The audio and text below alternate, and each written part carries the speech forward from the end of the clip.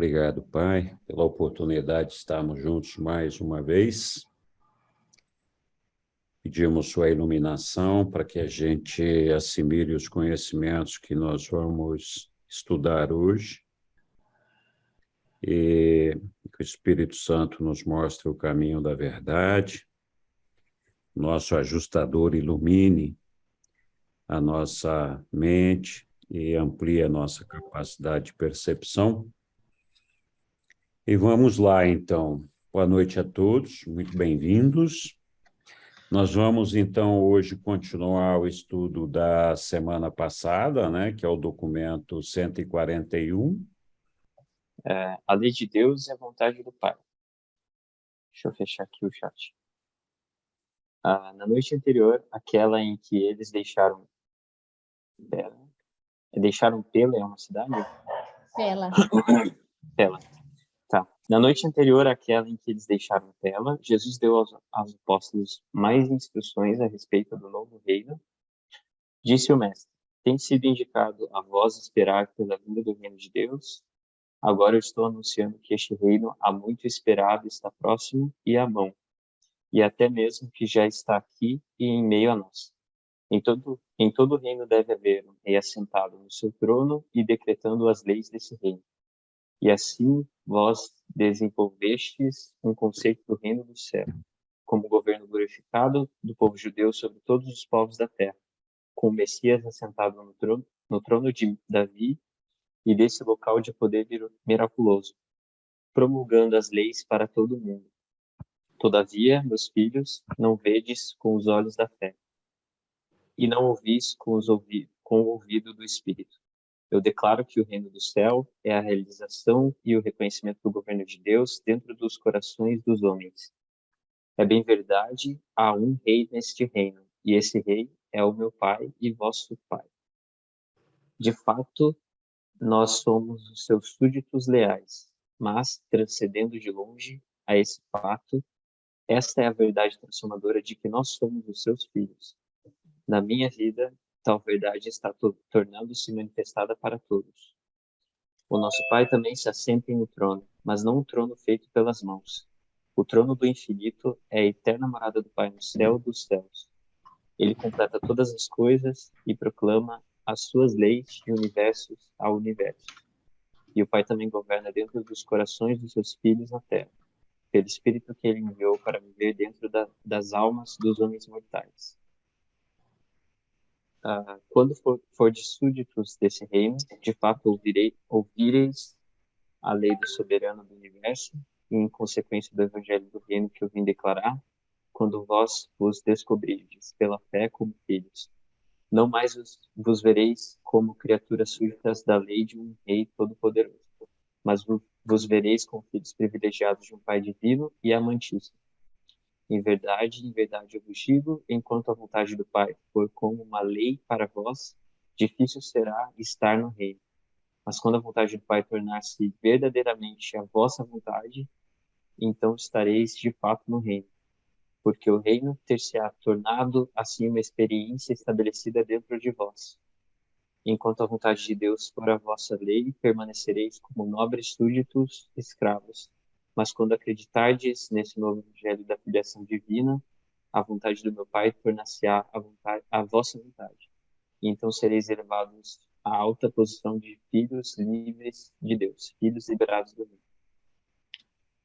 Alguns dos apóstolos conseguiram captar algo desse ensinamento, mas nenhum deles compreendeu na sua plenitude o significado dessa anunciação espantosa, exceto talvez Tiago e Zebedeu. Essas palavras, contudo, calaram o fundo dos seus corações, mas ressurgiram alegando os ministérios deles durante os últimos anos de serviço.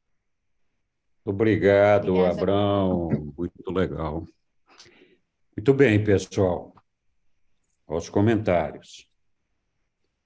Vamos lá. Quem se anima? Eu posso começar? Pode, claro, Wilson.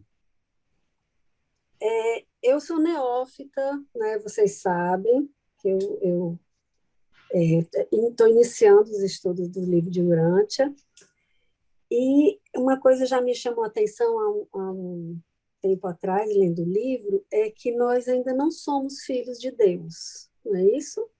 Nós ainda não somos filhos. Então, o que é que nós somos na realidade? O que é que nesse caminho, porque há um caminho para ser filho de Deus, né? Então, nesse caminho que nós estamos agora atual, que eu estou, o que eu seria, então? Então, Wilson, esse é um tema que tem despertado apaixonantes discussões e, às vezes, até uma certa frustração. Uhum. Jesus falou que era preciso que a gente renascesse do Espírito para ser filho de Deus. Então, uma coisa importante para nós, para todos nós, termos em mente, é que Deus é Espírito, Jesus também. Então, Deus é Espírito. A realidade de Deus é uma realidade espiritual. Nós ainda não somos espíritos. Entendo. Nós somos ainda animais. Uhum. Mas o Pai vê em nós um potencial espiritual muito elevado. E é por isso que, antes mesmo de que nós nos tornemos seus filhos, ele vem habitar a nossa mente, o ajustador do pensamento. E, ao fazer isso, ele declara, antes de tudo, a esperança em todos nós. O desejo que todos nós possamos renascer, né? Nascer do Espírito. E, para isso, ele se faz presente na nossa mente para, juntamente conosco, com a nossa permissão, criar a nossa alma, que é o elemento que vai permitir que nós, mais tarde, alcancemos a fusão com o ajustador do pensamento, e aí, a partir daí, sermos verdadeiramente filhos de Deus, porque a partir daí seremos também espíritos. Mas Jesus nos fala que nós podemos antecipar isso pela nossa fé. Então, todos nós podemos entrar no reino de Deus e ser acolhidos como seus filhos a partir do momento em que nós temos uma fé profunda e acreditamos nesse nosso Pai, acreditamos na irmandade dos homens. Então, a partir desse momento que nós desejamos alcançar o nosso Pai, ser perfeitos como Ele é, e reconhecemos essa paternidade e a irmandade dos homens, nós espiritualmente já antecipamos a nossa entrada nesse reino de Deus. É disso que Jesus fala, quando ele fala que esse reino está à mão e que é possível já alcançá-lo. Então, é isso, nós, pela fé, já somos filhos do nosso Pai. Agora, a verdade é como se fôssemos, vamos dizer assim, não dá, é mal comparando, como se fôssemos adotados, né? Quando a gente se transformar num espírito, aí sim nós seríamos filhos de Deus com todo o DNA do nosso Pai, né? Porque também seremos seres espirituais. Então, nesse momento aqui, a gente poderia ser comparado a um feto em formação, que em algum momento vai nascer. E esse momento é quando nós alcançamos a fusão com o nosso ajustador do pensamento. E o pai dessa criatura é Deus, é nosso Pai. É Ele que está nos fazendo aí, né? Certo. Obrigada. De nada. Oi, Aélio. Eu gostei da pergunta da Ilse, e eu gosto mais da segunda interpretação, até porque a primeira interpretação, ainda que haja alguns textos do livro de Urante que levem a esta crença, nos faz pensar que, eventualmente, o livro de Urântia se contradiz, ele não é uniforme de capa, de ponta a ponta. Mas nós estamos falando do texto que nós acabamos de ler. Então, vamos interpretar o texto que nós estamos acabando de ler. Quem sabe, quando a gente chegar em textos que contradigam, seja oportuno a gente voltar e trazer este. Mas esse está dizendo, com todas as letras, eu postei no chat. Eu postei o texto para não ter que entrar tela nova. E o texto está sendo muito claro. Qual a interpretação que nós vamos dar? Jesus veio falar da filiação divina e ele não falou palavras potenciais, ele não falou de palavras reais, ele não falou de eventos futuros, ele falou agora, no presente, eu estou aqui falando para vocês. Acreditem em mim, vocês são meus apóstolos, levem essa mensagem. Eu vim falar da paternidade, eu vim falar da filiação. E ele colocou aqui na hora que vocês acreditarem. Se existe, não existe, eu posso atestar. Texto contrário a isso não está escrito aqui nesses 3 parágrafos que nós lemos. Ele está adiante. Nós estamos acrescentando entendimentos que não está aqui, salvo se eu entendi errado. Então, Ilse, esse texto está dizendo que nós já somos filhos de Deus agora. Basta acreditar nisso. Ok? Obrigada, Hélio. Obrigado, Hélio. Parabéns. Outros comentários sobre isso que nós lemos? Eu gostaria de fazer uma pergunta paralela. Faça. Se as pessoas, por exemplo, nós estamos aqui lendo um livro ou praticando o Evangelho de Jesus, a parte, o livro e tal, mas quem não tem consciência dessas informações que o livro traz, ele pode também, se ele está tendo uma vida dentro do Evangelho, do caminho, do reino, ele também pode ser considerado um filho de Deus ou não? Também. É assim, muitas pessoas da população mundial nem sequer conhecem os evangelhos. Os cristãos conhecem, mas os muçulmanos têm alguma noção e outras religiões nem sequer tratam da vida de Jesus. Então, o que o livro, os ensinamentos, os reveladores comentam e nos ensinam é que o simples fato da gente desejar alcançar Deus, aquele que busca a Deus já o encontrou. Então, a misericórdia de Deus, ela é uma misericórdia infinita. Então, não precisa que uma pessoa seja leitora do livro de Urântia, ou que seja um cristão, ou que seja de uma religião específica, para poder chegar até Deus. Porque a misericórdia de Deus, ela serve justamente para isso, para fazer com que exista uma equidade, para que nós possamos ser colocados todos num nível de acordo com o conhecimento e o acesso à informação que nós temos. Então, Deus não nos julga pelos nossos atos. Ele nos julga pelas nossas intenções. Mesmo quando nós fazemos alguma coisa errada, se a nossa intenção é alcançar Deus, o que Deus olha é essa intenção. Então, a gente sofre um processo evolutivo aqui e o Pai nos dá inúmeras oportunidades de descobri-lo, de chegar até ele.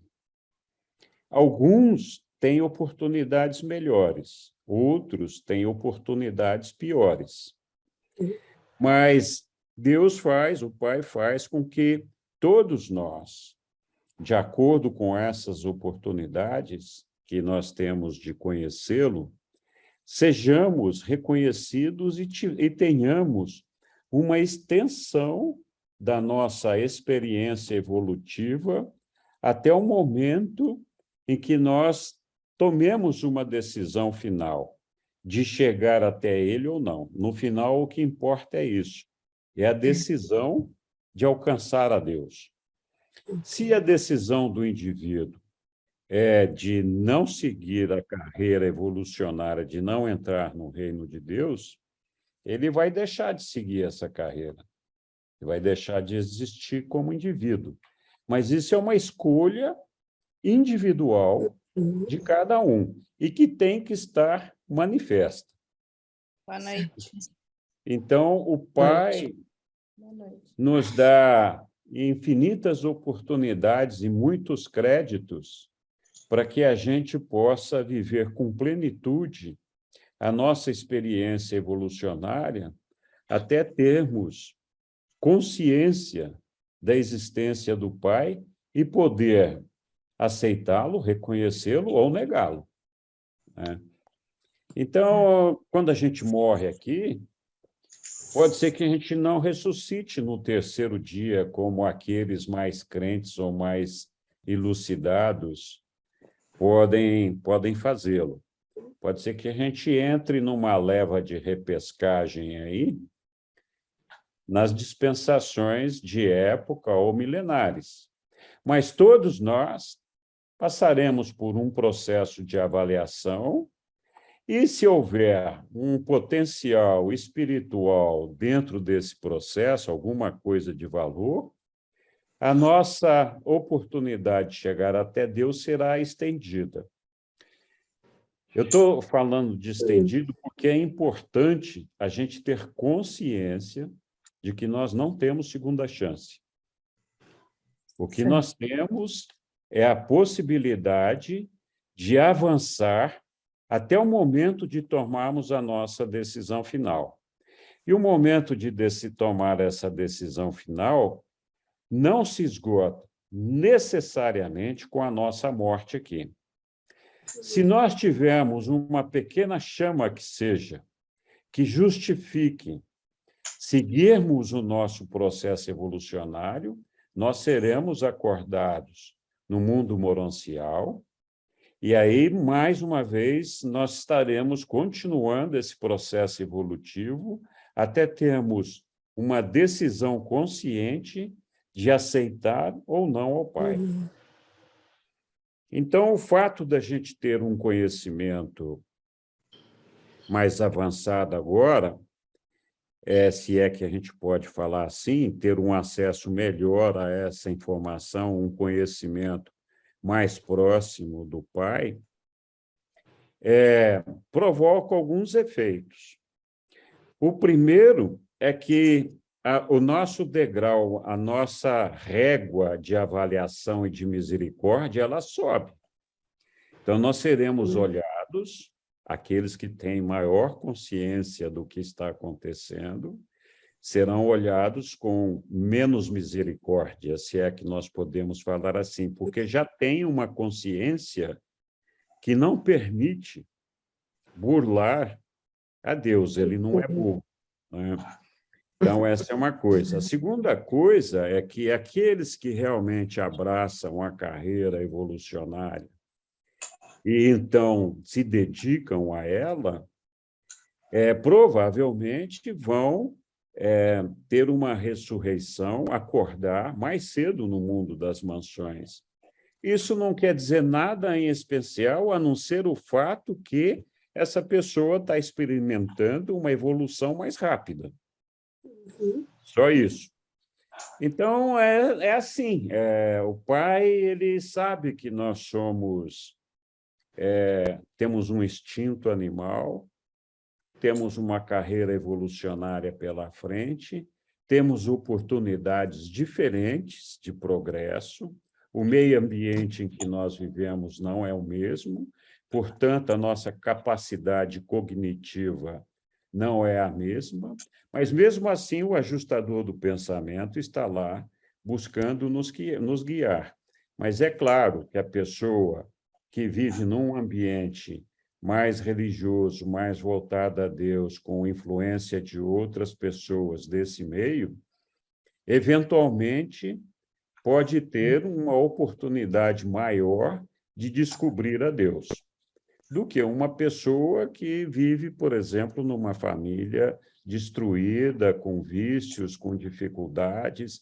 Então, pode ser mais difícil para uma pessoa nesse meio reconhecer a Deus. Mas, igualmente, o ajustador vai estar lá guiando aquela pessoa.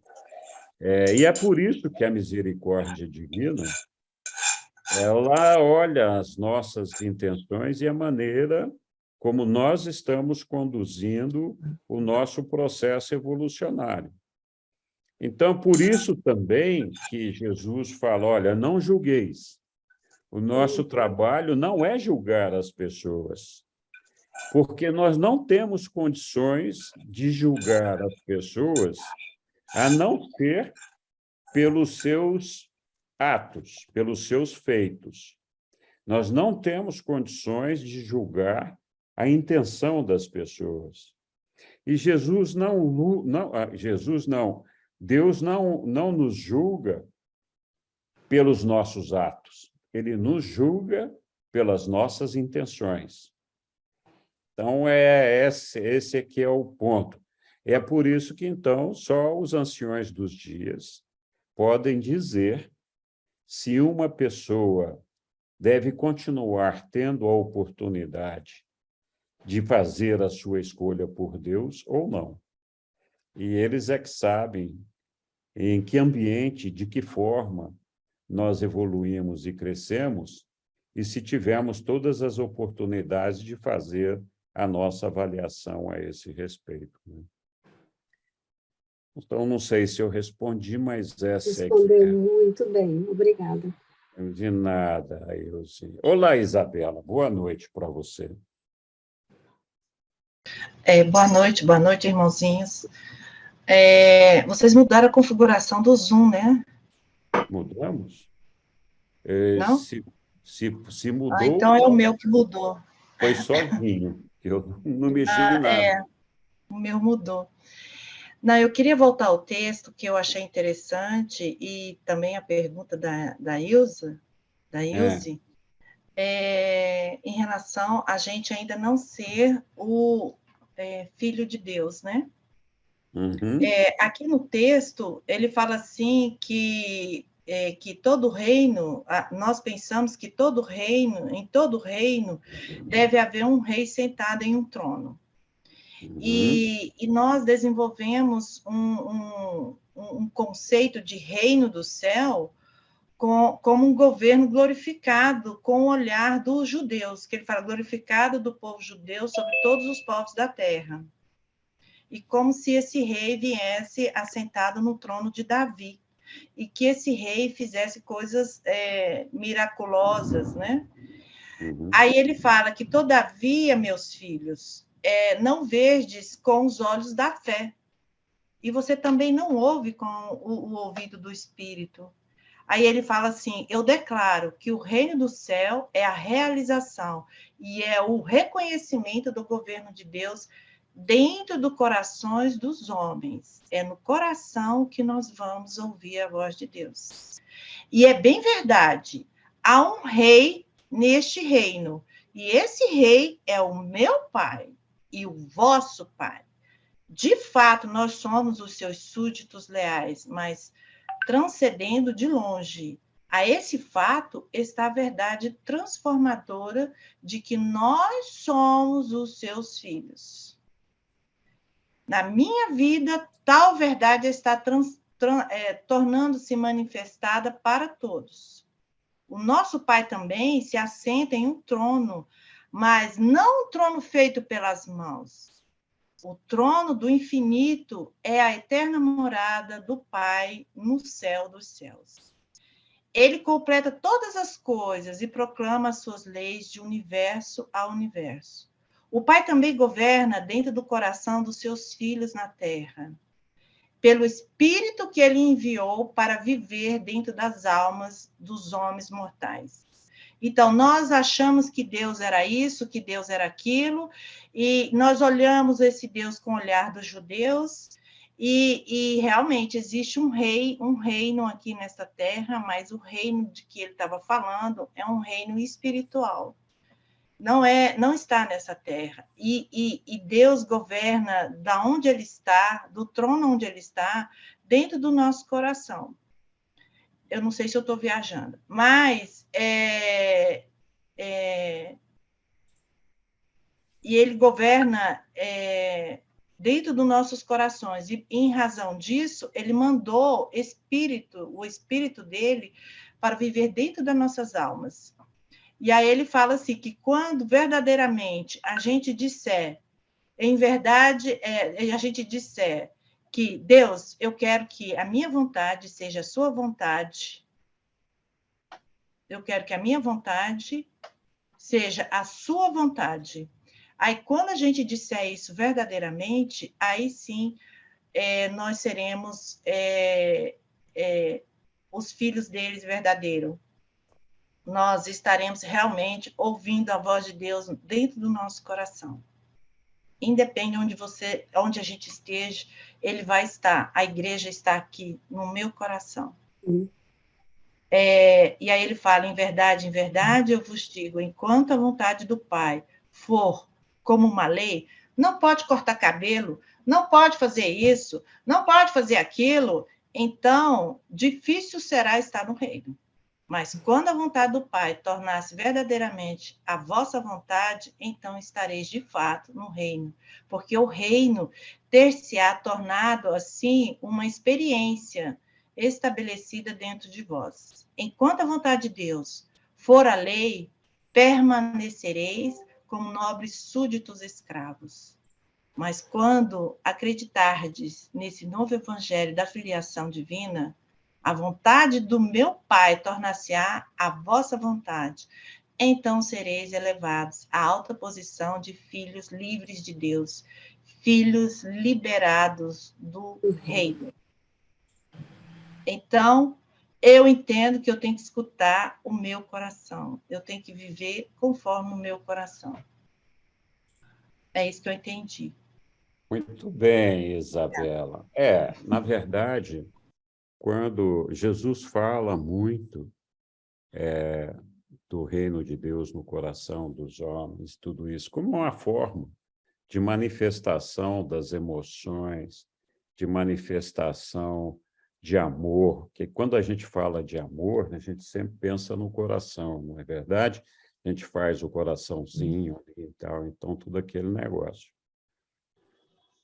Então, essa questão de viver esse amor de Deus no nosso coração é aproveitando essa figura simbólica de que o nosso sentimento, as nossas emoções, nós expressamos elas como se fosse uma coisa do coração. E não está nada de errado disso. Jesus também usava essa expressão porque era a expressão corrente ali entre todos os que estavam ali com ele. Mas a verdade é que o nosso Pai habita a nossa mente. E é na mente que ele desenvolve a nossa alma. Ele não desenvolve a alma no nosso coração. Ele desenvolve a alma na nossa mente. E com intermediação da nossa mente, através do nosso processo de escolhas. E é por isso que ele fala que, para a gente chegar lá, para a gente conseguir desenvolver essa alma e alcançar a filiação definitiva, o que nós temos que fazer é cumprir ou fazer a vontade do Pai. Então, essa é a ideia de que cada vez que nós fazemos a vontade do Pai, nós permitimos ao nosso ajustador do pensamento que ele desenvolva a nossa alma. É por meio do exercício dessa vontade que nós fazemos que a nossa alma seja desenvolvida. E quando ele fala que a gente não deve esperar, olhar para a vontade de Deus, olhar para o reino de Deus, como se fosse uma lei. Porque a lei a gente obedece não porque a gente aceitou aquele regramento da vontade do Pai, não porque nós reconhecemos o Pai, não porque nós amamos o Pai, mas sim porque nós o tememos. E a ideia não é temer a Deus. A ideia é amar a Deus, reconhecê-lo como Pai. E quando a gente faz isso, Nós deveríamos, então, a partir desse momento, estar exercendo a vontade do nosso Pai com alegria, com amor no nosso coração. Não porque nós achamos que nós vamos ser castigados se a gente não fizer isso. Não porque é uma lei, mas porque a gente reconhece que Ele é nosso Pai, que nos ama, que nós amamos a Ele, e toda essa questão. Então, esse é o ponto, é reconhecer a Ele como nosso Pai e fazer a sua vontade, porque nós nos sentimos felizes e compreendemos essa vontade dele. Né? Não é porque a gente tem medo de ser castigado, essa é que é a ideia. Mas diga lá, Isabela, porque você... Porque é o seguinte, Ah, nós matamos, nós julgamos, nós apontamos, nós fazemos coisas em nome de Deus, porque essa é a vontade de Deus. Então, como que eu descubro, né, realmente o que vem do coração? Como que eu sei que o que eu estou fazendo é a vontade do meu Pai? Porque para cada um ele vai falar de uma forma diferente, creio eu, né? Então, fazer a vontade do Pai, que a minha vontade seja a vontade do Pai, eu quero que a sua vontade seja a minha vontade do Pai. No primeiro, eu meto o murro na cara do outro. Eu não deixo o outro falar. Cala a boca, porque essa é a vontade do Pai. Não entra aqui. Você vai ficar de castigo, você não vai entrar na igreja porque você fez isso e aquilo outro. Então, assim, essa é a vontade do Pai. Então, assim, quem é que está fazendo a vontade do Pai? Como é que eu vou saber disso? Que tipo de frutos que eu consigo saber disso? A Bíblia cita alguns, né? Que eu vou saber disso. E outra coisa, eu não consigo, eu entendo logicamente, a vontade de Deus eu quero, Deus, que a minha vontade seja a sua vontade. Eu entendo isso logicamente, intelectualmente. Mas o meu coração entende isso? E como que ele entende isso? E como que ele vive isso? Não, isso é muito sutil, assim, eu tenho uma percepção que isso é muito sutil e o tempo inteiro eu tenho que ficar, Isabela, será que é isso mesmo? Vamos lá, vamos orar, vamos de novo. Você está sentindo, é isso mesmo? É o primeiro pé, é isso mesmo? Então, assim, isso não é fácil. É você lidar com você mesmo, no inconsciente e na consciência ao mesmo tempo, você ficar... E, assim, ele fala de uma forma lógica. Ele está falando de uma forma lógica. Mas o coração é ilógico. Ele não tem lógica. Tudo pode. então, Isabela, isso. mas assim, olha, nós podemos fazer coisas erradas involuntariamente, achando que estamos fazendo a vontade de Deus. Então, qual é a nossa intenção? Qual é a intenção por trás das decisões e das escolhas que nós fazemos? Se é uma intenção de alcançar a Deus, é possível que essa escolha que nós estamos fazendo seja errada. O erro não é pecado e não é iniquidade. Mas a vontade de Deus é o amor, é a verdade, é a beleza, é a bondade, é a irmandade, é o reconhecimento de Deus como nosso Pai e a aceitação de todos os homens e todas as mulheres como filhos desse mesmo Pai e nossos irmãos. É a regra de ouro. Então, esse é o reino de Deus, o reino de amor, um reino de alegria, de compreensão, de dedicação, de não julgamento, de não fazer mal. Esse é o reino de Deus. Essa é a vontade de Deus. É claro, a gente sempre corre o risco de, na interpretação, se equivocar sobre isso.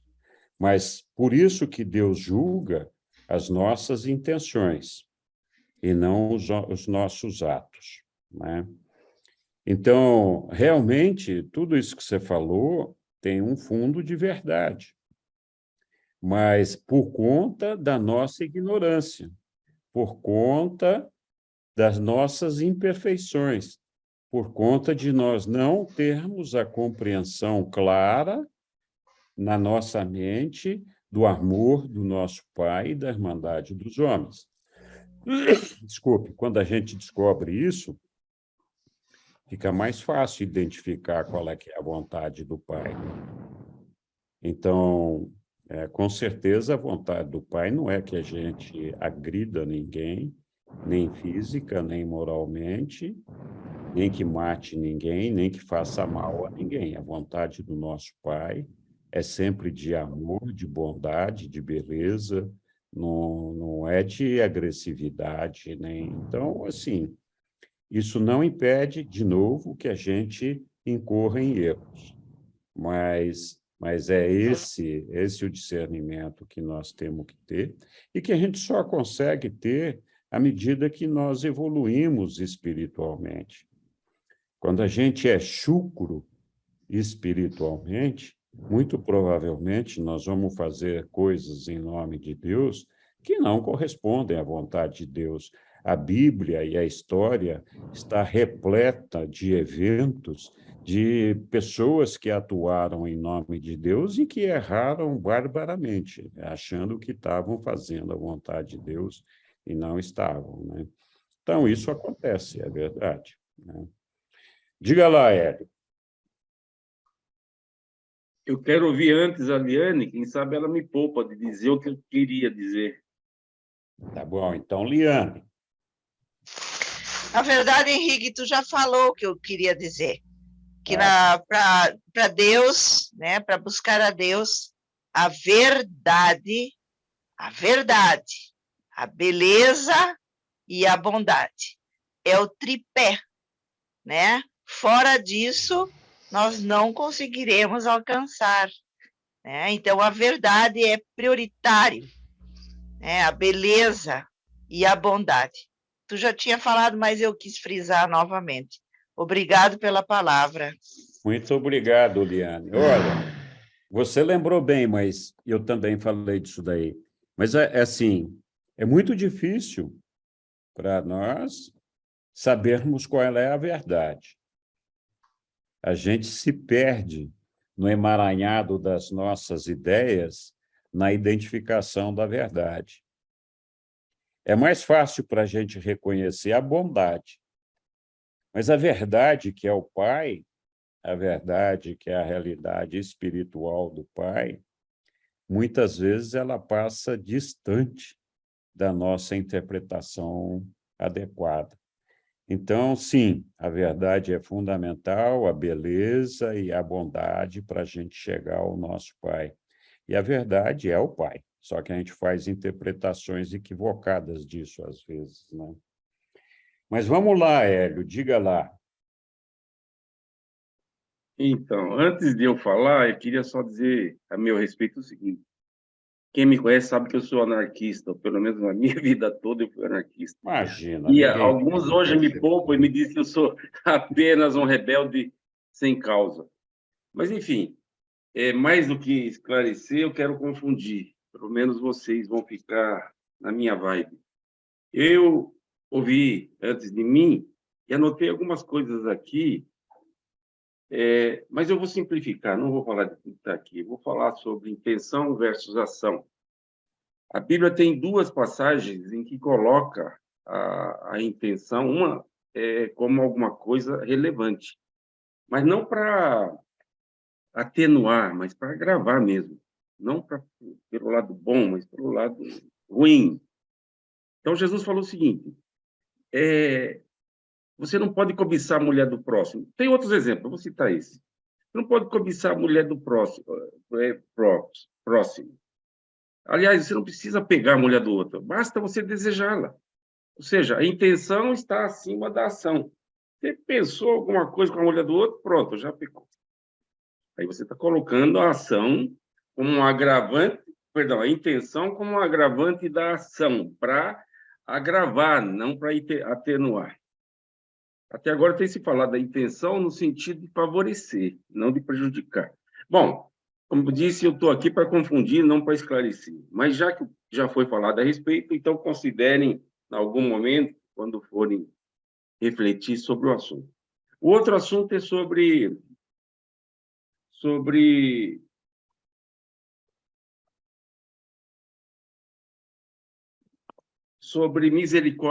misericórdia versus justiça.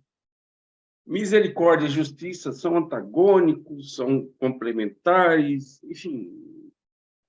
Você tem um código de leis, um código de conduta, e vão dizer que isso são regras impostas que vão favorecer os que seguem e vão prejudicar os que não seguem. Aí tem um que simplesmente é dissoluto, não estou nem aí, essas leis, escolha para os outros, o que eu vou fazer. O que eu bem entender, e estamos conversando. Eu não vou ter uma conduta pela vida proba, correta, íntegra, enfim, eu vou ter minha vida dissoluta do jeito que for. Por quê? Porque mais na frente eu vou me dar bem tanto quanto os demais. Ou alguém pratica crimes horrorosos e aí se apresenta diante do tribunal de júri e o júri declara por unanimidade a partir do que ouviu e a partir da lei declara culpado. Mas o juiz é magnânimo, o cara é misericordioso, o cara é sensacional, está de bom, tá... Enfim, e ele, juiz, decide o seguinte: a revelia do tribunal, a revelia do júri, eu vou inocentar o cara porque eu estou com o coração generoso. Justiça, regra, conduta, deixa para lá. Hoje eu vou praticar longanimidade, bonança, misericórdia. Bom, seja como for, no mundo cristão, das igrejas revolucionárias, tem um grupo que diz o seguinte: os salvos vão ser, a maioria, os perdidos vão ser poucos. Assim, basicamente, a misericórdia de Deus é infinita. Então, leva a vida que você quiser levar, que está tudo certo, porque Deus, no final das contas, vai passar borracha em tudo, você vai ficar branquinho, que nem os outros. Né? Então, o caminho da salvação é largo, vai todo mundo, a porta está escancarada para quem quiser. Já tem outro grupo, contraposição, que não, peraí, não é bem assim. Como assim? Está escancarado. O caminho é estreito, é para quem seguir fora o benefício óbvio que as pessoas têm na própria existência, por fazer escolhas do bem, tem benefícios óbvios, já está contabilizando aqui, independentemente da vida futura, está contabilizando. Quem escolhe o caminho do bem vai ter uma vida melhor, na minha avaliação. Adiante, ainda vai ter um benefício adicional, que seria a salvação. Vamos dizer assim. Enfim, eu não estou optando por um lado nem por outro, só apenas colocando grupos em confronto. Grupos que pensam diferente, um numa direção, outro na outra direção. Mas aí você começa a estudar sobre os seres e as suas funções. Você descobre o seguinte, que no sétimo superuniverso nós temos 3 anciões de dias com função judicial. Para poder julgar 7 bilhões de planetas habitados quando chegar no seu auge. 7 bilhões de planetas. Tem apenas um planetinha nesses 7 bilhões que já tem quase 8 bilhões de pessoas. Então, imagine que isso é muita coisa para 3, por mais que eles sejam lá, 3 julgar toda essa gente. Então, fica fácil. Não precisa julgar ninguém, não. Abre as porteiras, manda vir. Então, uma vez aqui, tem aí o mundo morancial e eles que vão para frente. Tá, o que eu estou querendo dizer? Eu estou querendo dizer que rebelde, anarquista como eu, fica pensando, opa, peraí, como assim? Seja para posicionar aqui, seja para posicionar ali, Como assim? Queria entender melhor esse negócio. Não que isso vá, de fato, mudar as minhas escolhas, a minha atitude, que eu já tomei lá fora a partir da formação que tive em casa, no meu círculo. Enfim, efetivamente não vai me mudar. Eu já tenho, assim, escolhas. Não que eu não faça cagada, eu faço cagada o tempo todo, mas eu já tenho, assim, um direcionamento de fazer as coisas direito. Tá certo? Tá. E também não fico satisfeito que vai ser uma multidão muito grande que vai se perder, que vai ser extinta, que não vai chegar lá. Bom, apenas para fazer o contraditório e confirmar a minha reputação. Grato pela oportunidade. Obrigado, Aélio. Eu espero que você fique aí, não vá embora, não fuja, como de costume, fica aí para escutar, né? Então, vamos lá. Quando a gente fala que Deus julga as nossas intenções, é exatamente isso. Se a sua intenção for ruim, você vai ser castigado, porque se a sua intenção for ruim. Se a intenção for boa, ela é boa. Então, ninguém falou aqui que só vale a intenção boa. A intenção é aquela que entra no julgamento de Deus. Se a intenção é boa e você comete um erro, você vai ser perdoado. Se a intenção é ruim, você não precisa nem cometer um erro, você vai ser castigado. Então, esse aqui é o ponto, nós não somos julgados pelos nossos atos, né? E, assim, a misericórdia de Deus, ela atende àquele que não conseguiu, em nenhum momento, ter uma percepção correta por falta de orientação, por falta de estar vivendo num meio apropriado. Se você conhece a Deus e sabe o que você está fazendo, não se iluda, Deus não é bobo e ninguém faz a Deus de idiota. Ele sabe perfeitamente o que vai na mente e no coração de cada um. Então, ele sabe perceber claramente quando a pessoa ainda não teve oportunidades suficientes para conhecê-lo, para escolher se deseja ou não estar com Deus. E é por isso, o nosso superuniverso não tem 10 bilhões, ele tem 1 trilhão de mundos, então você subestimou a quantidade de mundos, e esses anciões dos dias, eles são quase como Deus, eles têm a capacidade, sim, de fazer esse julgamento. A gente pode não acreditar, mas eles têm, né? Eu acho que sim. Então, não passa pela minha cabeça de que os anciões dos dias não tenham condições de avaliar cada um de nós individualmente se nós merecemos ou não, devemos ou não ter uma oportunidade estendida para poder alcançar a Deus.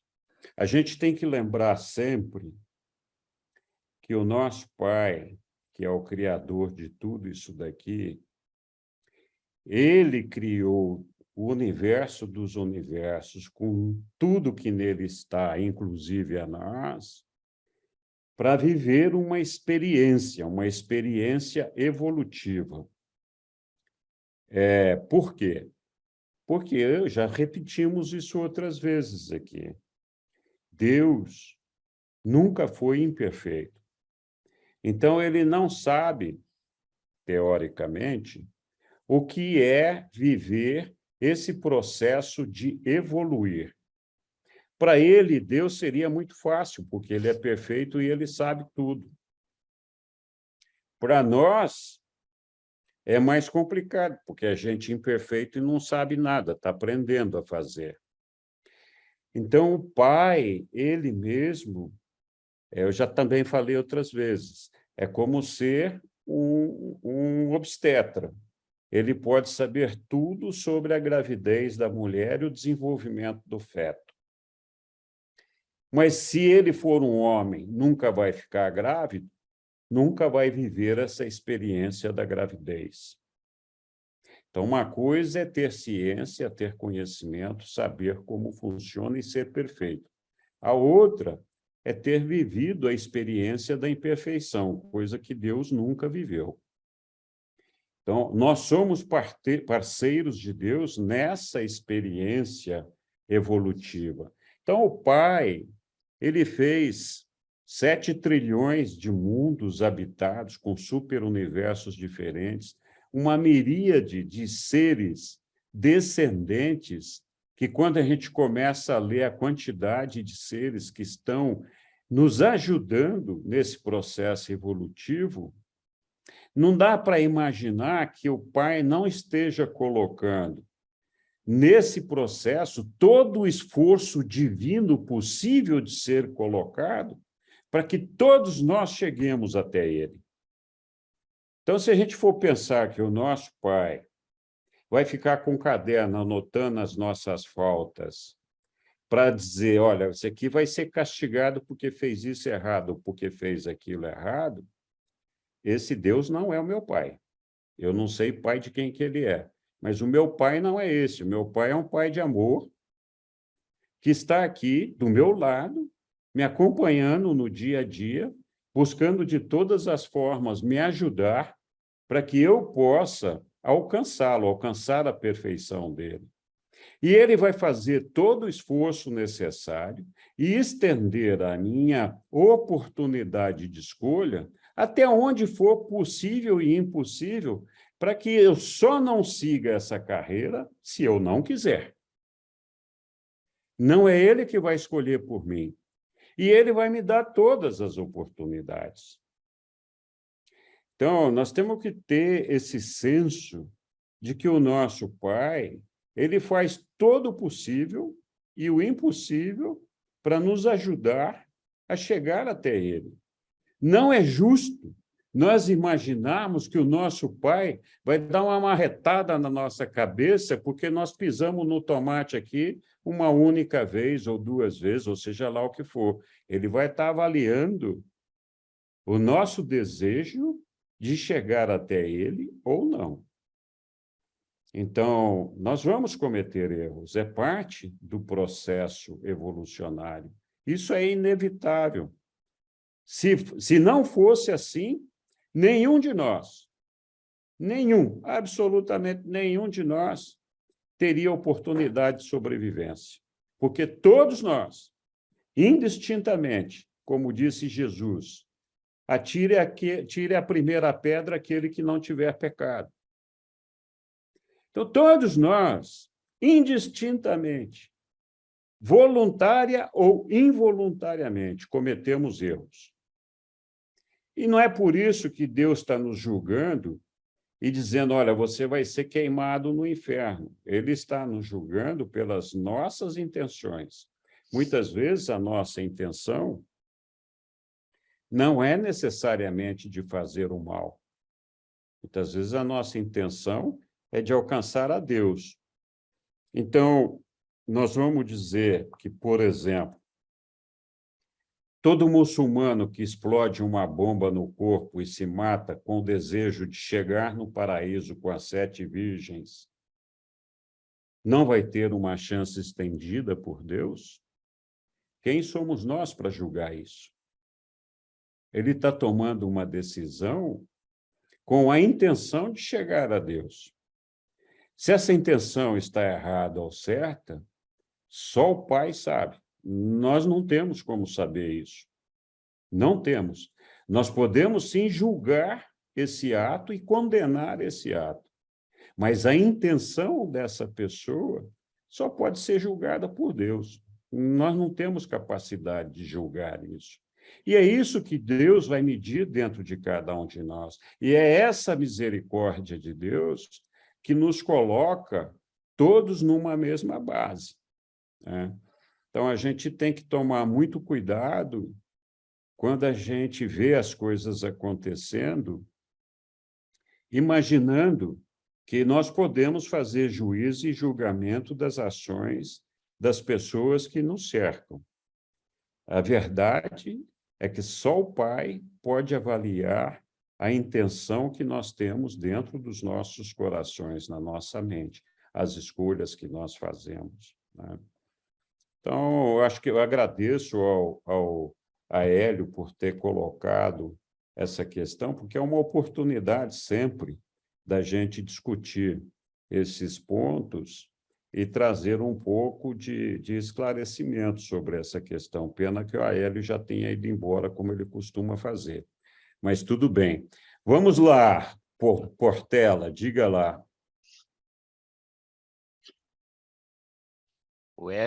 Boa noite, irmãos. Boa noite. O Hélio sempre solta uma bomba e vai embora, né? Nem ouve a resposta. Mas ele ouve depois, ele disse aqui que ele ouve depois da gravação. É o polêmico, é o polêmico. Tá certo. Mas é bom essas provocações. Então, queria falar alguma coisinha aqui a respeito de vontade divina.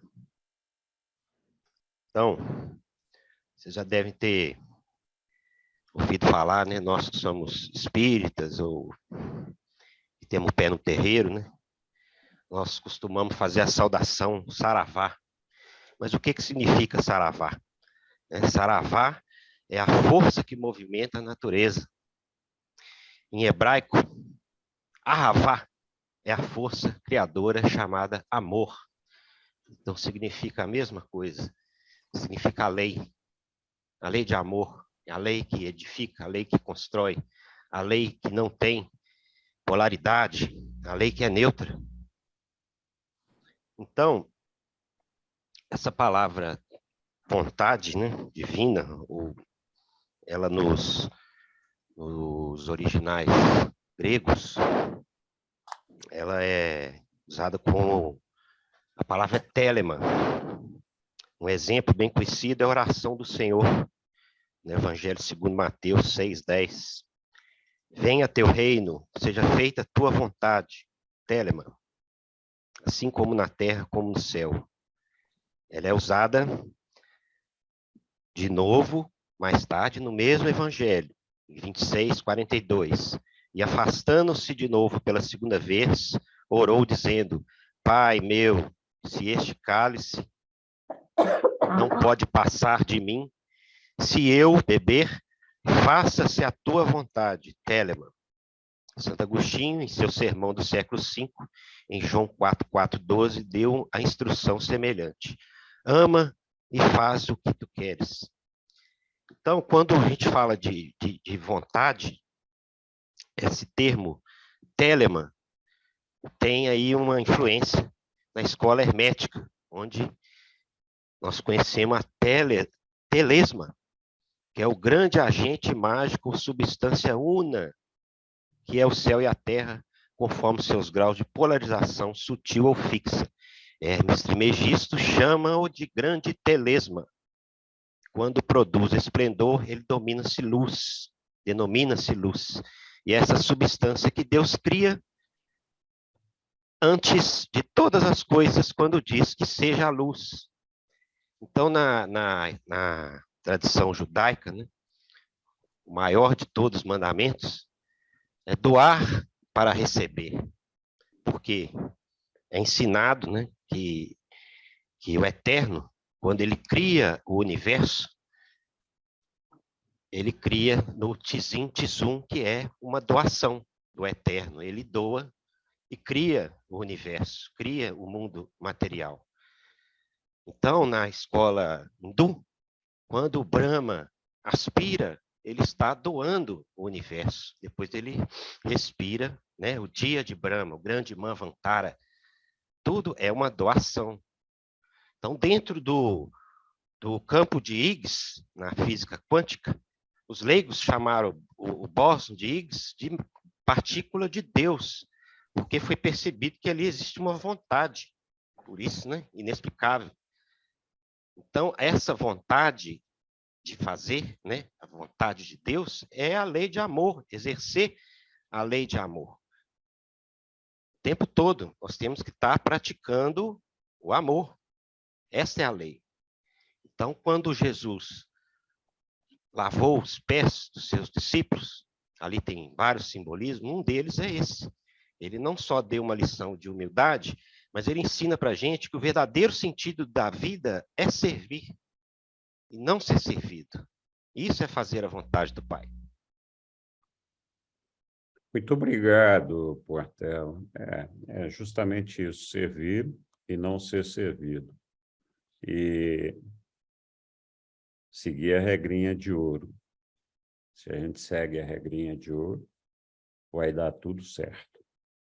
Roberto, eu vi que você havia levantado a mão, não sei se quer falar alguma coisa. Se quer, fique à vontade. Eu creio que essa questão de discernir a vontade de Deus e fazê-la, ela é crucial. No documento, eu acho que é 110, ele fala que a conquista dos 7 círculos psíquicos ainda não é a fusão. É a maior aproximação da mente humana do ajustador divino. Aí ele conclui: a fusão é quando a gente aprende a fazer a vontade do ajustador em todas as situações. Então, saber fazer a vontade de Deus, saber qual é a vontade de Deus é o cerne. A Isabela falou no início do diálogo, qual é a vontade de Deus? Como é que eu descubro? Esse é o cerne. O reino de Deus é o reino da vontade de Deus. Então, aprender qual é a vontade de Deus em cada situação é o centro da nossa busca. Eu quero somar, então, meu entendimento a como discernir a vontade de Deus no centro vivo do nosso ser. Eu creio que é assim, ó. Para mim saber a vontade de Deus, eu tenho que, de alguma forma, me comunicar com Ele e saber dele qual é a vontade dele. E eu creio que a melhor comunicação com Deus, com o ajustador do pensamento, que é Deus em nós, ela vem depois da conquista dos 7 círculos psíquicos. Esse é um ponto crucial. Ele diz: a conquista dos 7 círculos psíquicos não é a fusão, é a maior aproximação possível da mente humana do ajustador divino. Então, quando a nossa mente se aproxima o máximo de Deus em nós, é quando a gente consegue se comunicar com Deus em nós, com perfeição. E aí, se comunicando com Deus, você pode falar com Ele, perguntar a vontade dEle, e aí você tem a opção de fazer. Algo que confirma esse entendimento é quando diz assim, ó, normalmente você não conversa com o ajustador divino como você conversa com outro ser humano, a não ser quando você conquista o círculo psíquico mais interno. Aí você pode se comunicar com Deus. Então, eu ressalto esse entendimento que para fazer a vontade de Deus, a gente tem que se comunicar com Ele. E para se comunicar com Ele, a gente deve primeiro conquistar os 7 círculos psíquicos descritos no documento 110. Então, eu posso estar equivocado no meu entendimento, mas, como a Isabela falou, como eu vou saber a vontade de Deus? Conquistando os 7 círculos psíquicos. E aí a gente tem a opção de, sabendo a vontade dele, fazê-la. E se a gente, sabendo a vontade dele em cada situação, fizer, aí vem a fusão. É isso, esse entendimento que eu queria somar essa questão fundamental de como saber a vontade de Deus e buscar primeiro o reino de Deus na nossa vida. Muito obrigado, Roberto. Com certeza, uma vez que você cobriu os 7 círculos psíquicos, você praticamente está a ponto de alcançar a fusão, falta muito pouco. Então, com certeza, tem uma intimidade aí que nos facilita a vida, né? Mas, para fazer a ressurreição do outro lado, lá nas monôncias, não é preciso que nós tenhamos chegado no primeiro, ou no segundo, ou no terceiro círculo. Mesmo no sétimo, isso é possível de ser alcançado. Então, nós teremos uma extensão da nossa oportunidade para chegar lá. Enquanto isso, o que vale são os frutos do Espírito, fazer o bem e seguir a regra de ouro, reconhecer a Deus como nosso Pai e aos homens como nossos irmãos, perceber que Deus é um ser de amor e que nós devemos amar a todos aqueles que nos cercam. E como disse muito apropriadamente lá o Walter, nosso trabalho é servir. Se a gente fizer isso, nós com certeza vamos incorrer em erros. É impossível a gente não errar, mas a intenção é boa e Deus vai nos dar a oportunidade de ter uma melhor compreensão de tudo isso e poder chegar até Ele. Esse é o ponto importante. Muito obrigado, Roberto. Muito boa sua colocação. Oi, Egli. Eu, mais ou menos, ia falar isso, né, sobre os frutos espirituais, né, a relação. Esse texto me traz muito o aprendizado de sair do medo, porque eu lembro, há tempos atrás, dentro da minha relação com Deus, era exatamente isso, com medo, né? Aprendendo, sempre tendo que o respeito a Deus, e isso tem a ver com as leis, né? As leis, para mim, é algo de fora para dentro, né? E aprender a lidar com a vontade de Deus é de dentro para fora, é onde cultivar os frutos espirituais, né? Sempre me traz essa lembrança através da fé, e aí desenvolver os frutos espirituais, como, por exemplo, a mansidão, a aceitação, a resignação, o amor, a alegria, né? Todos os frutos espirituais que a gente vai desenvolvendo. Então, é esse ensinamento, eu acho muito importante, acho que através do livro de Urântia, que comecei realmente a aprender, né? Aprender até na hora de pedir, que seja a sua vontade, né? Porque sempre tinha uma outra relação com Deus. E foi, acho que não sei se foi exatamente esse texto, mas acho que através da leitura que fui saindo desse lugar de medo de Deus e lidando com mais o amor de Deus e aprendendo a me aperfeiçoar, né? Acho que a gente, através da fé, a gente vai se aperfeiçoando dia a dia para fazer a vontade dele, né? Então, acho que desde aqui a gente já começa a desenvolver para poder acessar os círculos, né? É só mais isso que me ocorreu. Completar. Muito legal, Egli. Você tem razão, é isso aí mesmo, né? Se você faz as coisas porque você tem medo, alguma coisa está errada, né? Que droga, eu tenho que fazer uma escolha por um pai, por um reino que me impõe medo, me impõe castigo. Não faz sentido isso daí, né? Não parece ser uma coisa razoável, né? Esse reino de Deus tem que ser uma coisa atrativa, uma coisa onde eu me sinta bem, onde eu seja feliz. Não pode ser um lugar onde eu fique ali apavorado, com medo. Então, é uma questão da gente ser um pouquinho racional e pensar que tipo de pai que nós temos, né? Faz sentido a gente ter um pai castigador que tem lá um caderninho anotando as nossas faltas para nos castigar? Não faz sentido nenhum, né? Mas, enfim, o Edivaldo está ali, já levantou a mão umas 10 vezes para falar e... Diga lá, Edivaldo, estamos aqui ansiosos por te ouvir. Boa noite, caí de paraquedas aqui hoje na sala de vocês. Ô Henrique, eu não queria fazer muita... Mas tem uma coisa interessante que você falou aí. Deus conhece as nossas intenções. E por ele nós seríamos julgados, ou seremos julgados.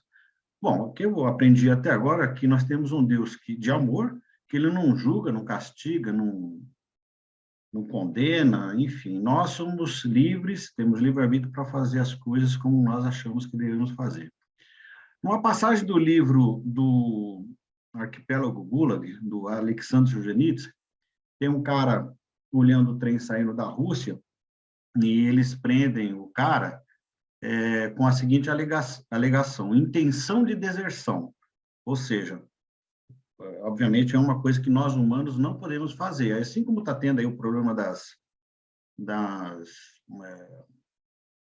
censura, né? Existe uma censura quando você fez a coisa, mas você não pode censurar uma coisa que ainda não foi feita. É o que está acontecendo aí no nosso meio político. A minha observação é a seguinte: quando você disse que o Muslim lá coloca uma bomba, você não vai analisar a intenção dele, você não vai julgar a intenção dele. O problema é que ele não vai sozinho, né? Com ele vai 10, 20, 30, 40, 50. E o mundo todo, até onde nós sabemos, essas pessoas que falaram em nome de Deus, em nome de político, arrastaram milhões e milhões de pessoas à morte, né? Agora, eu não vou ser o parafrasear o Hélio, não, nem vou cutucar tanto, não. Se nós temos um Deus que analisa nossas intenções, isso é só agora para provocar, né? Nós temos um Deus que entende ou conhece as nossas intenções e que nós vamos ter que nos ver depois, nesse julgamento ou nessa passagem pelos trilhões de mundos que tem.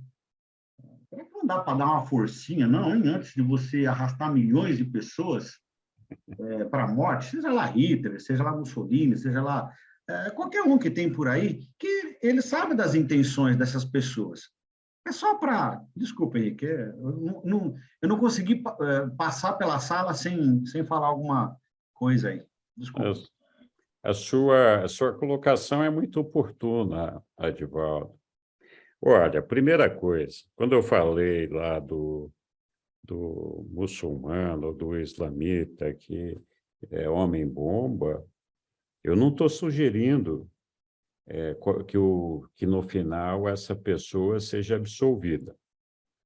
Nenhum de nós, está muito claro no texto dos reveladores, que o nosso trabalho não é julgar, porque nós não temos condições de julgar. Nós não temos a menor possibilidade de fazer um julgamento acertado dos nossos irmãos. Justamente porque na lei de Deus, o que é julgado é as intenções do indivíduo, e não necessariamente os seus atos. Então, tem vários textos nos ensinamentos que sugerem muita coisa. Por exemplo, tem um texto lá que diz o seguinte: vigiai e orai, pois não sabeis quando o vosso dia chegará.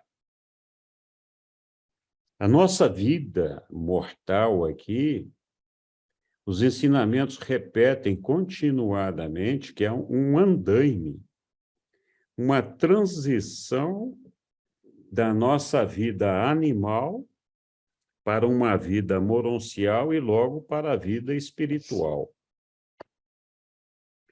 Então, para Deus, nenhum de nós morre porque perdeu a sua vida material. A gente tem que pensar nisso. Para Deus, nós estamos num contexto de eternidade com Ele. Nós podemos não ter chegado lá ainda. Então, se nós vamos falar da justiça de Deus, é claro que Deus não quer que o homem sofra. É claro que Ele não quer que nós tenhamos uma morte violenta. É claro que Ele não quer que nós sejamos ultrajados, que a gente seja castigado pelos nossos irmãos. Ele não quer que isso aconteça. Mas como Jesus mesmo fala, os nossos infortúnios são consequência dos acidentes do tempo, e com isso ele quer dizer do processo evolutivo onde nós nos encontramos. Então, todos nós, aqui, neste mundo, igualmente pagamos ou sofremos as consequências dos erros dos outros. É inevitável. Nós somos um todo. Não é possível a nenhum de nós não sofrer as consequências dos erros cometidos por outros. Eles nos afetam, muitas vezes severamente, e nos castigam. Mas diz também a revelação que ninguém interfere no nosso livre-arbítrio, na nossa capacidade de escolher a Deus. Então, terminar a nossa vida material é só acabar com um andaime. Se a nossa escolha é por Deus, nós vamos continuar. Nós não vamos perder a nossa vida porque alguém nos impôs um sofrimento, porque alguém nos impôs um castigo. É impossível que uma civilização, uma humanidade, possa viver a evolução de sair da imperfeição e chegar à perfeição, portanto, chegar à luz e vida, sem que ocorram todos os erros e todas as insanidades que são próprias e pertinentes da nossa imperfeição. Se não fosse assim, nós seríamos perfeitos, nós não estaríamos aqui, estaríamos em Avona. Então, esse processo evolutivo, ele implica na possibilidade de erro. O erro está presente nesse processo, porque nós temos que fazer escolhas, e justamente por não sermos perfeitos, nós fazemos, às vezes, escolhas erradas. E aí é que entra a nossa intenção. A nossa intenção é deliberadamente fazer o mal, ou eu me equivoquei e provoquei o mal quando eu queria fazer o bem. E é essa intenção que Deus julga em nós através dos anciãos dos dias, não propriamente Deus. Então, nós temos que entender que a gente vive num processo evolutivo onde nós estamos irmanados, a gente queira ou não. E o erro cometido por cada um de nós afeta a todos os outros. Né? Tem aquela história do bater das asas da borboleta, né? Não sei se vocês já viram, mas é assim que acontece. É dessa forma. Agora, cuidado. Cuidado. Porque muita gente pode sugerir, bom, então, não só o bem faz parte de Deus, mas o mal também faz. Não, o mal não faz parte de Deus. Só o bem faz. Deus é perfeito. Ele irradia e emana luz e amor. Nós, na condição de imperfeitos, Deus nos coloca lá para que a gente irradie essa luz e esse amor dele. Mas se você se coloca diante da luz de Deus e projeta a sombra, é você que está projetando, não é Deus. É você quem está fazendo a sombra. É você que não está fazendo, não está refletindo a luz de Deus, o bem de Deus. Ao acontecer essa sombra, não quer dizer que nós estamos condenados. Quer dizer que nós não estamos refletindo a luz de Deus. Quer dizer que nós ainda não alcançamos um desenvolvimento espiritual capaz de irradiar a natureza de Deus, de irradiar o amor de Deus, de irradiar a luz de Deus. O amor de Deus chega até nós, mas não está fluindo através de nós para os nossos irmãos, através de nós para todos os que nos cercam. E isso pode acontecer por duas razões. Ou porque nós estamos fazendo as coisas erradas, pensando que estamos fazendo o bem, ou porque nós deliberadamente fazemos o mal. Se nós deliberadamente fazemos o mal, a gente não vai sobreviver. E aqui tem um outro conceito, um outro racional importante para a gente colocar na nossa mente e no nosso coração. A gente fala que Deus é perfeito, e Ele é.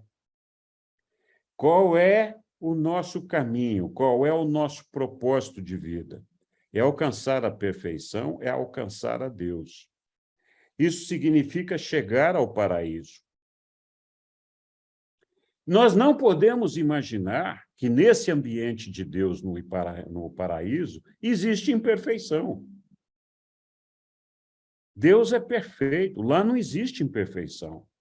Então não pode uma coisa imperfeita querer ser admitida no reino de Deus. E quando eu falo uma coisa imperfeita querer ser admitida, eu estou dizendo que deliberadamente você é imperfeito e deseja se manter imperfeito e não deseja fazer parte de Deus. Então, você não almeja chegar a Deus. Então, nesse caso, o que acontece é que o imperfeito é irreal. Quando a gente fala que a gente é irreal, é porque, justamente por ser imperfeito, a imperfeição não sobrevive na eternidade. Na eternidade, tudo é perfeito. Então, nosso trabalho é evoluir para a perfeição, seguindo o amor de Deus. Todas as tentativas que nós possamos fazer de erros e acertos, mas a nossa intenção tem que ser sempre a de chegar até Deus com vontade de irradiar o amor, de irradiar a luz, de seguir a regra de ouro. O Pai não vai intervir nos nossos erros e maldades. E todos nós, coletivamente, vamos sofrer os erros e as imperfeições dos nossos vizinhos, dos nossos colegas. Mas nenhuma dessas situações é capaz de impedir que nós cheguemos em nosso Pai, se nós assim o desejarmos. A gente fica muito fixado nessa vidinha material que a gente tem aqui, que é uma merreca, é de muita importância, mas do ponto de vista de tempo, é de significado quase zero. Nosso futuro é a eternidade. O que são 100 anos diante da eternidade, né? Então, desculpe, eu me alonguei muito, Edivaldo, não sei se eu respondi. Henrique, eu vou te agradecer os argumentos, porque essa minha pergunta ela tem um direcionamento, ela não saiu por acaso, não. Eu já falei isso já algumas vezes, eu não completei a leitura do livro, mas eu tenho me relacionado com algumas pessoas que já leram 4, 5, 10 vezes, e as suas palavras, a maneira como você fala, é a maneira como eu penso, mas eu nunca falaria igual você fala. Que, antes de tudo, a nossa vida aqui é bem tupiniquim, o que nós precisamos é ter a fé consubstanciada para poder alcançar Deus. E o que eu estou querendo dizer é o seguinte, é que algumas pessoas, eu aqui não vou nominar, obviamente, e até fico chateado com isso, que já leu não só o livro de Urântia, como leu muitas outras coisas, se encontrar Deus hoje, mata. Se puder, obviamente, né? Matar Deus, já mata Deus já blasfemando, falando mal, xingando. Por que você não faz nada? Como se fosse um principiante, um iniciante de qualquer coisa religiosa, que fala, já que você é tão poderoso, por que você não resolve um pouco das tantas injustiças que acontecem nesse mundo, né? Então, as suas palavras elas foram boas para eu até poder criar argumento, porque eu já tentei, junto a essas pessoas, falar sobre essas inevitabilidades que o próprio livro fala, mas tá difícil convencer certas pessoas de que você não deve, na minha humilde opinião, falar mal de Deus, xingar Deus, por ele não estar fazendo algo que, sabiamente você colocou, ele não vai interferir em nada aqui. Meu, se vira. E essa ideia que você tem, que você já incorporou, é tão bacana de ouvir falar, porque, assim, a nossa vida é importante aqui? Ela é importante, para que você desenvolva espiritualmente, para que você consiga alcançar subsídios, para que você possa navegar ou andar nessa jornada um pouco mais de, sei lá, resiliência, um pouco mais de sabedoria, né? Mas a grande maioria das pessoas não conseguem, de repente, entender aquilo que você está falando, porque você fala porque você já entendeu, né, das realidades. Mas tem gente que já discutiu, já falou, e voltou a escrunchar Deus, a falar muito mal de Deus na minha presença, que nem li tanto assim, que eu leio minhas coisas lá de antigamente, e vem de uma espiritualidade de família, né, de um evangélico. Mas tá bom, muito obrigado, e respondeu sim, viu? Desculpe também me alongar.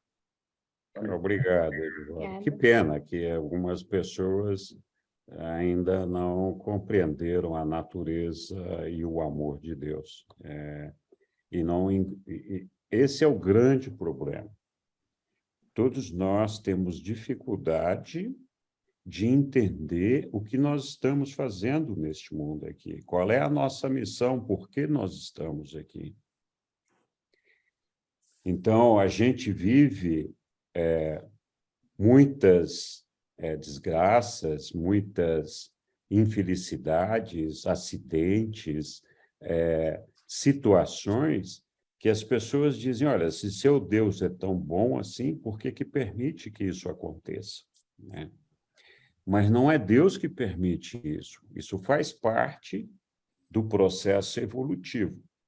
Se Deus tivesse que intervir nessas situações, quem estaria vivendo a experiência seria ele, e ele tomando as decisões, e não nós. Então, a gente tem que entender que a natureza ainda não está completa, ainda não está perfeita, ainda não está acabada. Os acidentes acontecem.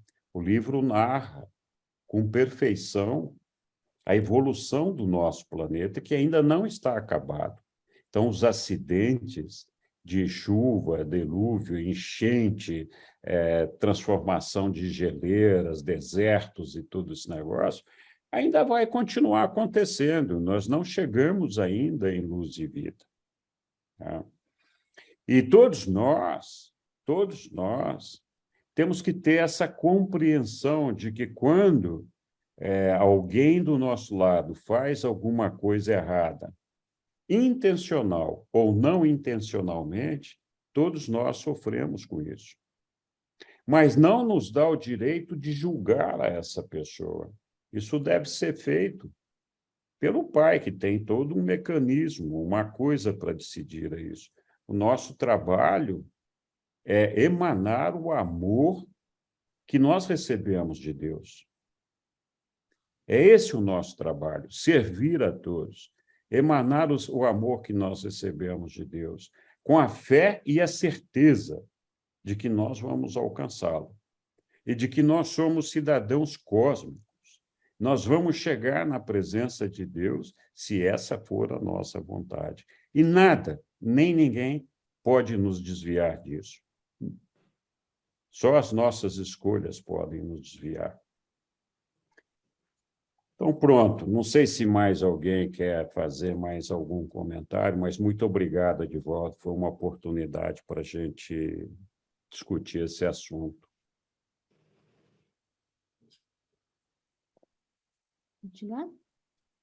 Oi, Ivan.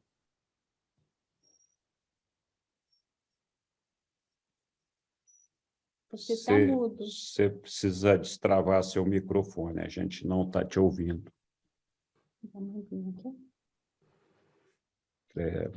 Oi, tudo bem agora? Agora sim, tá beleza. Estamos te Então ouvindo. tá. Boa noite a todos aí. Boa noite. Eu comecei a ler esse livro há pouco tempo e tenho dado mais atenção para palestras aí da Associação Urântia, né? Uhum. E de certa forma, eu fui sempre uma pessoa muito crítica em relação a religiões. Eu não Uhum. consigo conceber uma religião que seja sectária, que ela olhe para uma determinada comunidade e diga, nós seremos salvos e ninguém mais será. E esse livro realmente ele vem mostrar que essas religiões são totalmente... elas não têm a verdadeira missão que é de nos levar até Deus. Elas até fazem isso, mas antes de você conseguir chegar a Deus por essa religião, você tem que ter uma grande capacidade intelectual, conhecimento, e um conhecimento que não nos é colocado no dia a dia, né? Tem muito poucas pessoas que estão preocupadas em salvar almas, né? E realmente o livro ele vem me dar uma outra noção das coisas, né? Eu sempre fui muito lógico. Essa história fantasiosa que, né, às vezes a Bíblia conta, que o padre conta, que o pastor conta, nunca me pareceu muito séria. E quando você começa a perceber que há uma lógica no universo, né, e que você só precisa fazer a sua parte para chegar até onde Deus quer que você chegue, isso dá uma nova dimensão para as coisas, né?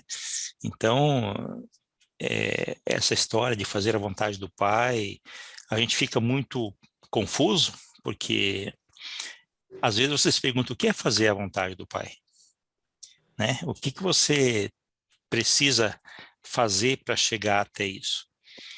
E essas dúvidas são terríveis, porque eu tenho certeza que não há uma fórmula pronta, mas acredito assim que querer é o primeiro passo, né? E realmente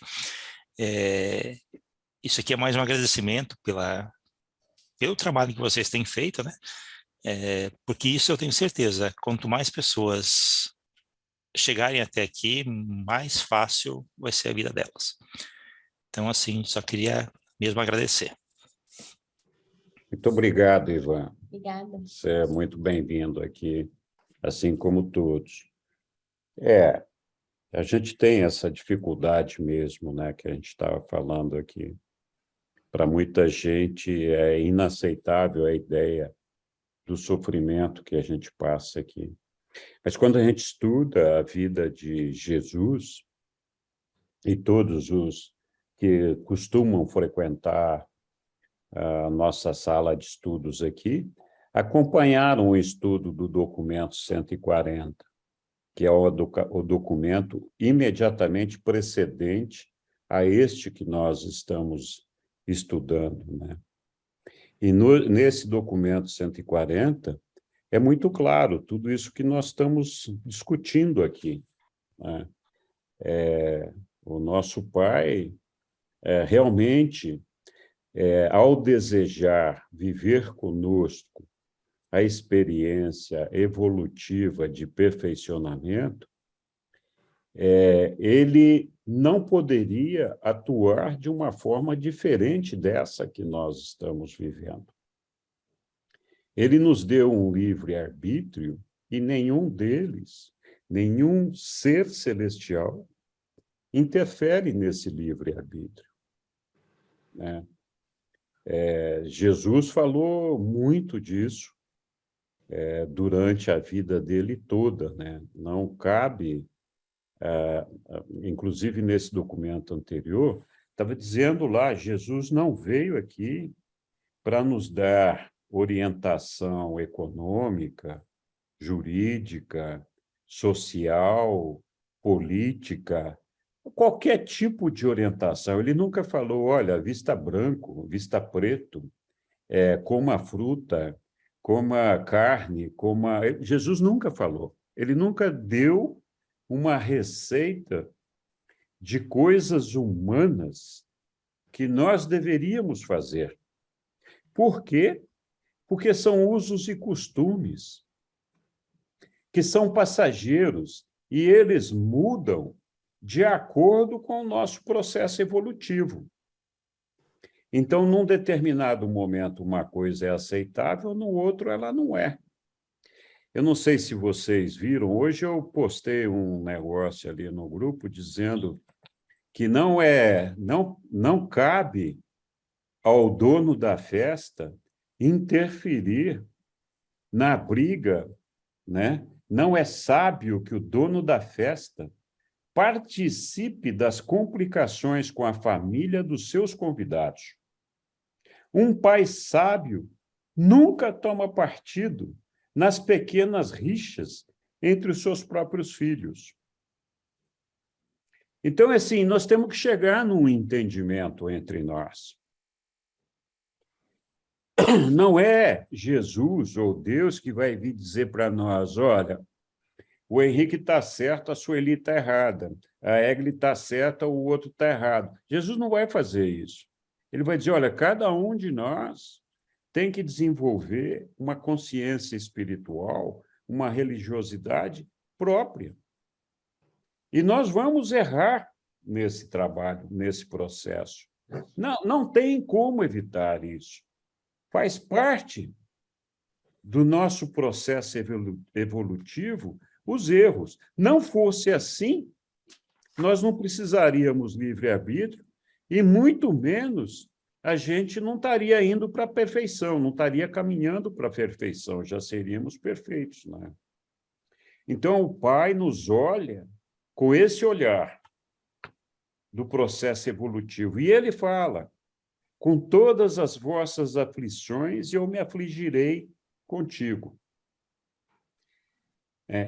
Ele sempre afirma, olha, eu vou estar do seu lado o tempo todo, mas ele nunca falou, eu vou evitar que você sofra, eu vou evitar que você tenha problemas, a sua vida vai ser um mar de rosa. Ele nunca falou isso. Ele falou, eu vou estar do teu lado, você venha comigo que vai dar certo, tudo bem. Então, é isso, a gente tem dificuldade de compreender a nossa missão neste mundo e a razão das mazelas do nosso mundo. E o dia que a gente compreende isso, fica mais fácil a gente aceitar a ideia de que nós estamos aqui, todo mundo no mesmo barco, e nós somos um pelos outros. Não adianta a gente puxar uma corda para um lado e o outro puxar para o outro, a gente tem que dar um jeito de se unir, de um servir ao outro, de um reconhecer a importância do outro. E, enquanto isso não acontecer, nós vamos continuar aqui, nos debatendo, degladiando, brigando, dando confusão, fazendo coisas erradas. Mas é assim mesmo, o processo evolutivo é isso. Se a gente olhar para trás, para a nossa primitividade, da época de Ando e Folta, primeiro casal humano, a gente vai ver que a gente não evoluiu tanto assim. Nós ainda temos muitas coisas que nos colocam na primitividade. Infelizmente.